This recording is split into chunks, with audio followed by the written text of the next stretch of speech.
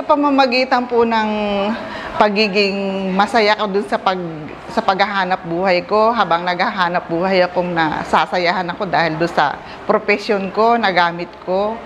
At saka naibibigay ko yung talento ko sa mga bata sa pagiging matyaga. Number one, matyaga sir ako. Pagka may mga trainings and seminars, hindi ako tumitingin sa oras. Kahit linggo, pwede ako. Monday to Sunday. Yan po.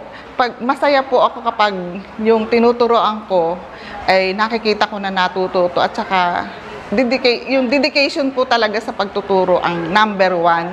Saka maituro mo sa bata yung number one, kasi yung disiplina. Kasi kapag may disiplina, ang mga bata susunod yan sa'yo. Pagka ikaw ay disiplinado. Nakikipagbiroan din ako sa kanila. Kaya lang, hindi gaanong katulad ng iba. Basta ako, ang style ko po, pag hindi sila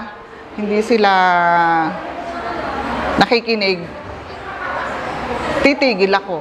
Titingin lang ako sa kanila. Hihinto yun. Alam na nila yun. Ganun ang style ko po. Yeah.